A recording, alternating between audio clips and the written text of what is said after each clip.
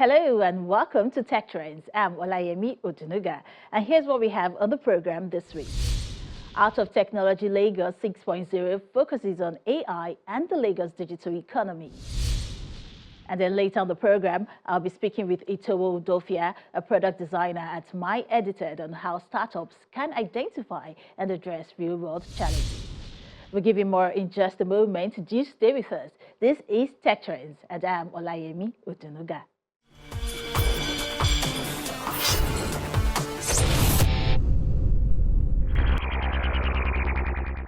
Artificial intelligence will reach human levels by around 2029.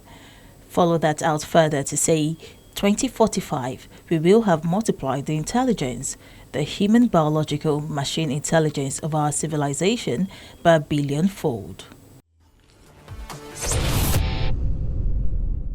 It's no news that artificial intelligence has the potential to drive innovation and promote sustainable growth.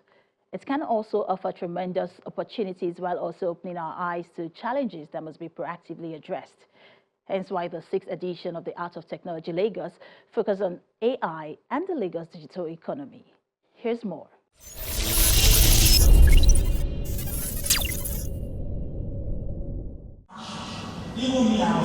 The Art of Technology Lagos returns for its 6th edition, focusing on artificial intelligence and the Lagos digital economy.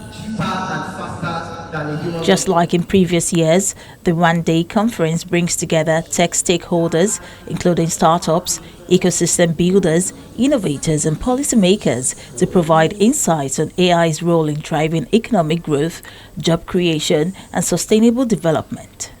The Lagos State Commissioner for Innovation, Science and Technology, Olatubosun Alake, kicks off the conversation by emphasizing the importance of the global AI market and why Nigeria must actively participate in it. The global value for the AI industry stands at around $200 billion, right? And we are expecting an annual compounding growth rate of around 35%. That means by 2030, the AI market will be larger than most economies around the world, at about $1.5 trillion. These are serious numbers. So what does that portend for us in Nigeria? How do we leverage the opportunity of AI in our market? Today, the AI market stands around $10 million by estimation.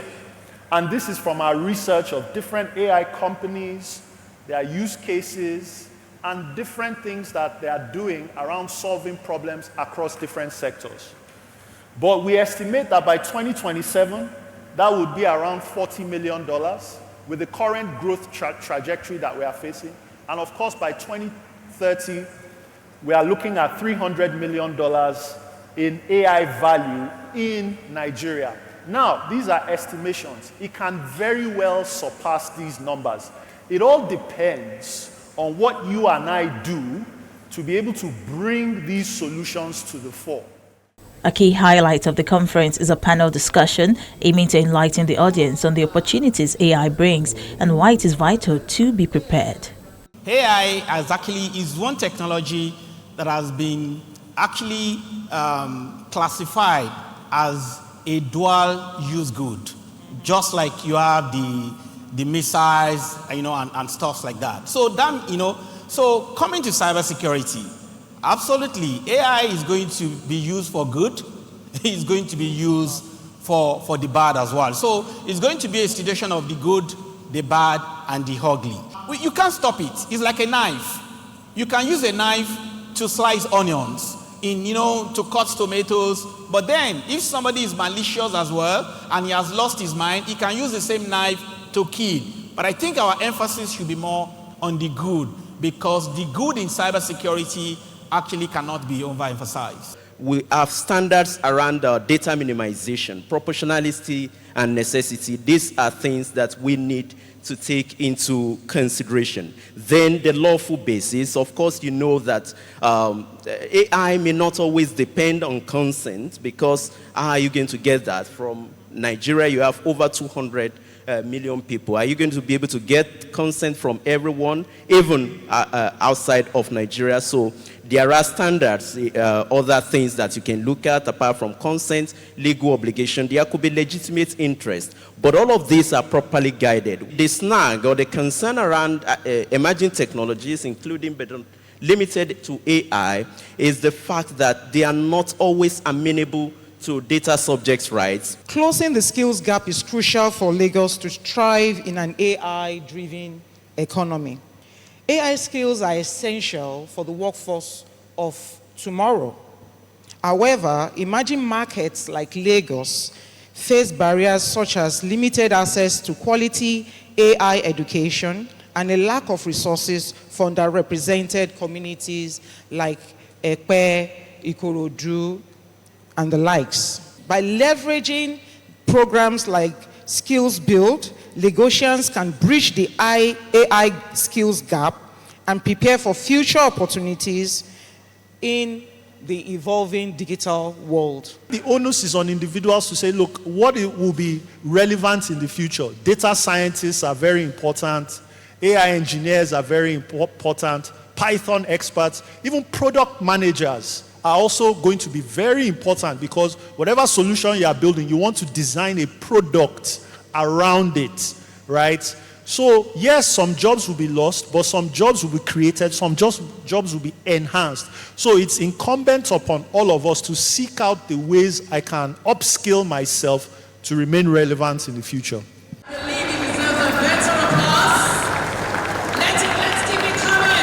The Deputy Governor of Lagos State, Kadri Hamzat, stresses the importance of collaboration to ensure Africa is not left behind in the AI revolution.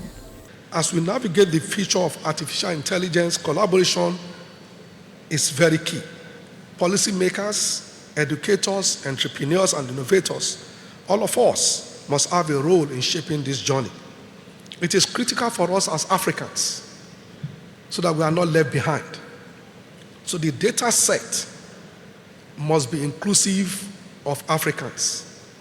You know, the reality is all the studies ever done by psychologists, all the research, is done on white educated men, not even white educated women. So 95% was done on Western educated white men. So if you say you go to a counselor and they counsel you using those data, I'm sorry, as an African, you are not included though. So the challenge for us is, how do we make sure that with AI, our data set as Black Africans are in that system? That is our goal. The Art of Technology Lagos continues to solidify its position as a leading platform for driving conversations around innovation and digital transformation. With a strong focus on AI and collaboration, this year's edition highlights the state's commitment to being at the forefront of tech advancements, setting the scene for a more sustainable and inclusive digital economy.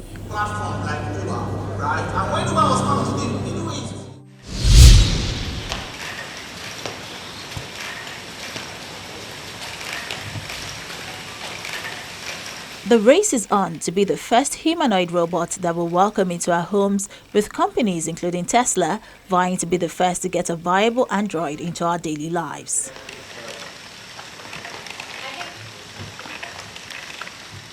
One of those hoping to win that race is 1X, a company based in Norway and Silicon Valley, with their humanoid robot, Neo. Dressed in a kitschy, futuristic jumpsuit, Neo was demonstrated at the firm's headquarters in Moss, south of the Norwegian capital, Oslo. This is the newest version of our humanoid Neo, who is going to be piloted in homes. We're starting to roll that out now.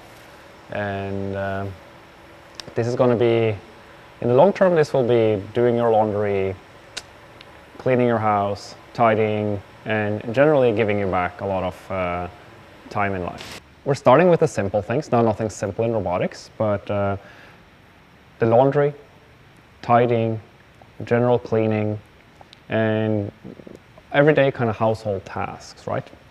And in addition, it's going to be a great companion. You can talk to it, have good conversations, it can teach you things, it can be entertainment.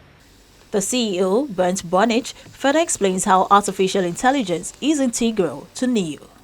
Everything you see in NEO to some point is AI, right? From how it knows how to control its own body, from how it knows how to walk in a robust manner, to how to operate objects, how to do tasks, how to handle interacting with people, body language, language itself while speaking, and audio. All of this is modern AI applied to robotics.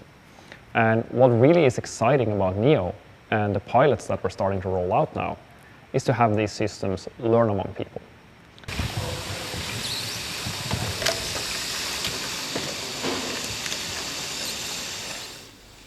NEO has also been designed to be piloted, teleoperated by a human from a different location.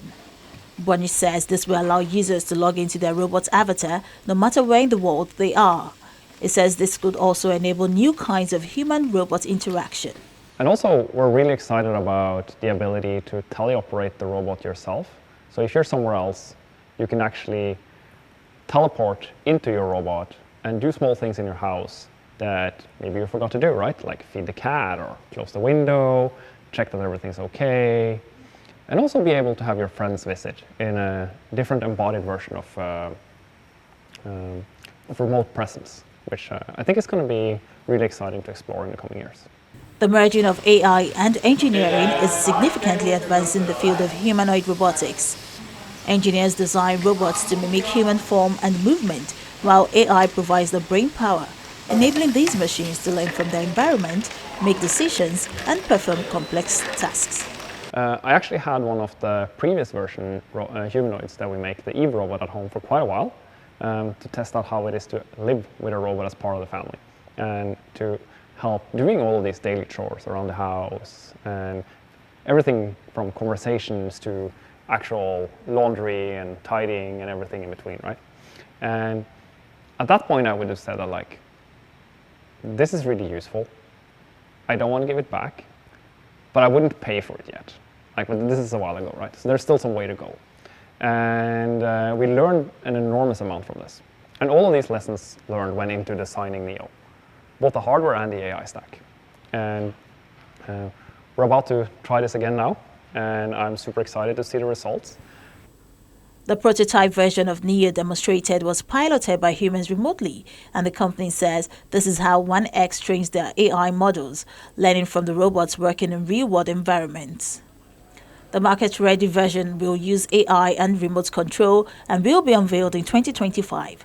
However, NEO will likely have a lot of competition. Elon Musk said in October 2024 that there will be at least 10 billion humanoid robots priced between $20,000 and $25,000 by 2040. And speaking at the launch of the Tesla robotaxi, Musk said he believes his Optimus or Tesla-bought humanoid robot will be the biggest product ever of any kind. Multiple startups are foraying into the robotic AI space, including Vicarious, which was acquired by Alphabet-owned Intrinsic in 2022, Universal Robots, Sigrid, and Covariant.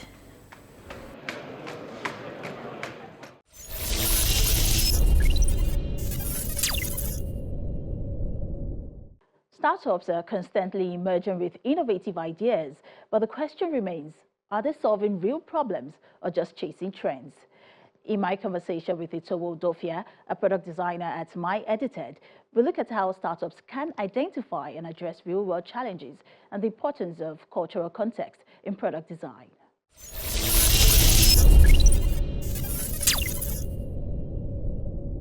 Itowo, startups are often described as solving problems, but let's start with a foundational question. How would you define a real-world problem, and why would you say it's important for startups to focus on addressing these rather than just, creating trendy products? Yeah, well, okay, so let's get the definition of real world problem. What is a real world problem? A real world problem is essentially a tangible issue that significantly impacts individuals, communities, industries, and they're called problems because they lack adequate solution, right? A real world problem is essentially a problem that the everyday man faces, right? And it is often a subset of what we call a wicked problem. So a wicked problem is a complex social and cultural issue that is very difficult to solve. So for example, climate change, right? That is a wicked problem. It's vast, right? And so from that wicked problem, you can break it down into smaller bits to real world problems, and then startups you try to solve these problems, right? It is very important for them to solve real world problems because one, that's the only way your startup is sustainable, right? If you follow the trend, trends come and go, so your startup will ultimately come and go with the trend. Also, impact. That is the only way. When you're solving a real problem, that is the only way your startup will have a real impact on the lives of individuals and communities and the world at large. And then market validation. If your problem is, if you're not solving a real world problem, the chances that people would use your product is very slim. So one agreeable reason startups fail is because they build something that people don't want, instead of building something that's like 10 times better than the alternative they're trying to switch them from. So in the course of trying to solve real-world problems, what steps can founders take to identify gaps in the market or real issues people face daily so they can actually provide adequate solutions to them? But I think the most important way or the fastest way for any founder to identify gaps in the market or identify real world issues is based on personal experience. A few days ago, I bought prepaid light, so I paid for it on my app, and they sent me the code, and then I tried to load up the code, and it didn't work. It just showed error, and I was frustrated. I was like, just like how I would buy a recharge card on um, my phone, on my app, on my banking app, right? And I'm immediately credited. Why is this electricity not just credited into my prepaid account? Why do I have to get a code and try to, there's that blocker, and that's something that is a problem that I'm facing. So that is a personal experience for me. So I can decide to take that up and say, I need to build something that would mitigate that issue, right? Again, personal experience, right? Now, it's one thing for you to have a problem, right, and solve your problem, but you will need to make sure that that problem, not just you, but many other people are going through that problem, and that's where you come in. That's where research comes in. You have to always research, right? Speak to people and say, oh, do you also have this problem, or do you have something similar to this problem? And with that, you can now bring all your research and insights together to formulate your idea and the basis for what you're doing. Let's talk about building scalable solutions, because that's also important, right? Most investors want scalable ideas, and I'm sure you can attest to that. There's often a gap between the grand vision of a startup and the investor's focus on returns. So how do founders bridge that gap? That same relationship needs to exist between investors and founders. So you don't just go and collect anybody's money. It's like, okay, is this investor good for my business, right? Is this investor just focused on return, or is he focused on what we are trying to solve? Does this investor believe in the vision? And vice versa, as an investor, you're looking at this founder. Is this a founder that is ready to commit long term, right? So I met these two founders in the UK earlier this year, and they said they met some investors who gave them money, basically gave them a blank check, say, whenever you need money, we're going to give you money, right? But then the investors would say, I need you to build XYZ. They would do that, and the investors would come again and say, oh no, change this, change that. And they realized that they were not really founders, they were just figureheads in the company. It was the investors that were doing most of the decisions and building. And so they left. They went on to start their own company. And today, the company is, I think, 12, 13 years old, and they've never raised funds. They've never had investors. They are fully self-funded just because of that experience. And so that shows you that there has to be that symbiotic relationship between investors and founders. There has to be that alignment, else then there's no point. Using that experience you've just highlighted, is it possible for startup founders to align providing solutions to problems with building scalable solutions that the investors want? Yes, it is. It is very possible. It is very possible. So it is not the investors that I'm trying to be careful how I say this, right? So the vision of a company is really the founders, is really for the founders. The investors, yes, believe in the dream and provide money, but investors naturally, I would not want. I think the ideal situation is not for an investor to dictate how the company goes, like the vision of the company, right? They are more advisors, right? So yes, it is possible. I mean, we have many companies in today who have great relationship with their investors. We have great investors who believe in founders, and they're doing really, really good. So I see you've tried your best to break things down for our audience, but let's focus on you now. You've been described as a product designer making global impact in the tech industry, especially when it comes to product design, right? And I can say that that has probably given you a unique perspective on diverse markets like Nigeria. So tell me, how important is cultural context in designing solutions that resonate with the public?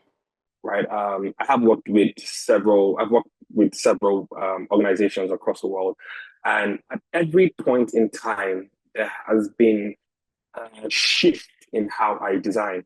Right. So very early on in my career, I worked for a company in India, and I realized that the Indians, they like their design very compact. Right. So they would naturally fit a lot of things into one screen. Right. And it's very different from how the Americans do it. It's very different from how um, the people in the British, how they design, right? And it's not to say it's a bad thing. It is just their culture. So if you were to work for an Indian company, you would have, or design for an Indian company, you know that, okay, if this is the demographic of people, right? And so I would want to make my design compact. When I worked for a company in Germany, I would initially design in English and then translate my design to German. But the German text is longer than the English text. So it made my design a bit distorted, right? And so I had to learn to design right off the bat in German so that I can take into cognizance that the long string of the German language. And in the UK, where I currently work for a company in the UK, they're very accessibility focused. And so, they almost prioritize, I will say they more often than not prioritize accessibility over UI. And then in Nigeria here, what I find is in Nigeria, we're really all about the UI, having beautiful UI overall. And then we just chip in a bit of UX here. Now, it is not to say any of this, how this design is done in any of these places is wrong. It is just the culture of that place. And so as a designer who wants to stay competitive in the global markets, right, you essentially have to be able to put yourself into this cultural context and deliver your best work. Staying with you, Towo, but looking at things from a human-centered AI design perspective, AI is the buzzword now, and for someone that works with a platform that's AI powered, I'm sure you can relate to that. And also the fact that AI can sometimes feel like a black box to users. So tell me, how do you approach designing products that make AI interactions, more transparent, accessible, and aligned with the needs of your diverse users? How do you take all of those elements into consideration so, people are not left out? Well, it's not very different, right, from designing regularly the way I would design normally, right? And I would say AI is just a tool, right? I don't believe AI will steal anyone's job. I think AI is meant to enhance people's work, right? So say help them iterate faster, right? And so uh, let me take this back to the fundamentals, right? When designing any product, right, you have to stick to the fundamentals, and AI is only meant to help you achieve these faster. Present AI processes in a decision in a very simple way, right? Ensure that your interface caters to users' needs, and then make sure that users are in control. Well, Ito, one thing I'm taking from what you said is that, AI might not take people's jobs. And I, agree with that, because one thing a couple of, tech experts agree on is that we shouldn't be scared of AI taking over our jobs. But the fact that someone who knows how to use AI tools better than us just might be the one to take over our jobs. And I think that just means that we all need to skill up. It was such an enlightening interview with you, Ito Udofia, product designer at My Edited. Thank you so much for joining us on Tech Trends. Thank you so much for having me.